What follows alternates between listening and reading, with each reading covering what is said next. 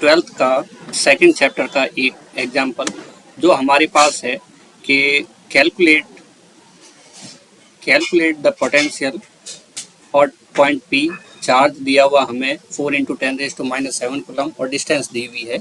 तो numerical solve करने से पहले सबसे पहले हम देखते हैं कि गिवन क्या है, ठीक है। और जो गिवन चीज़ है वो हमें चार्ज दिया हुआ है 4 इंटू 10⁻⁻7 सेंटीमीटर और डिस्टेंस जो दी हुई है वो हमें दी हुई है 9 सेंटीमीटर। एम के एनवेस में कन्वर्ट करेंगे तो आर इक्वल टू हो जाएगा 9 इंटू 10⁻2 मीटर। अब क्वेश्चन ये है हमारे पास कि हमारे पास एक पॉइंट चार्ज है और वो है प्लस क्यू, ठीक है। एक पॉइंट चार्ज है वो पी के ऊपर, इससे डिस्टेंस स्मॉल आर पर कोई पॉइंट पी है, ये पी पॉइंट है और आर इक्वल टू 9 सेंटीमीटर दिया हुआ है। तो इस पॉइंट पर कितना इलेक्ट्रिक वोल्टेज होगा वी निकालना है, हमें वी फाइंड करना है। वी के लिए फॉर्मूला होता है के क्यू अपॉन आर। के की वैल्यू हमारे पास 9 इंटू 10⁻9 है और क्यू का वैल्यू दिया हुआ 4 इंटू 10⁻7, ये इधर की साइड, और आर की वैल्यू 9 सेंटीमीटर है। ये हमारे पास आर की वैल्यू है 9 इंटू 10⁻2। 9 से 9 कैंसिल हो जाएगा और वी की वैल्यू आ जाएगी हमारे पास 10⁻2, ये -9,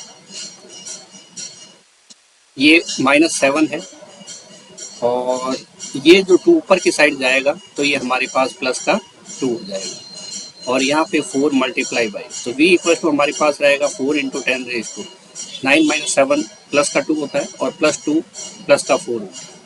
यूनिट होती है इसकी वोल्ट। तो ये हमने इलेक्ट्रिक पोटेंशियल फाइंड किया है।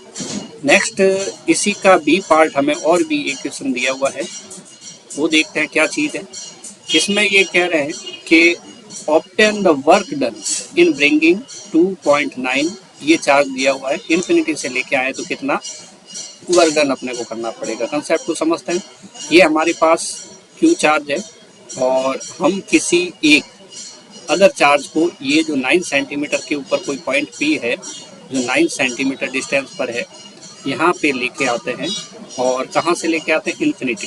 कहाँ तक, सपोज पॉइंट आर ये लेके आते हैं, तो हमें वर्क डन कितना करना पड़ेगा। तो वर्क डन का जो फॉर्मूला होता है वो होता है Q इंटू वी। क्यू की वैल्यू दी हुई है हमें 2 इंटू 10⁻9, ठीक है,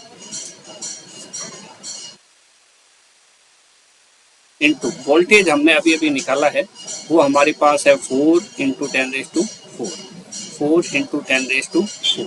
तो ये वैल्यू हमारे पास आ जाएगी, मल्टीप्लाई करें 8 10⁻9 और प्लस का 4 -5 हो जाएगा, वोल्टेज ये रहेगा, ठीक है। तो ये तो आ गया हमारे पास वोल्टेज।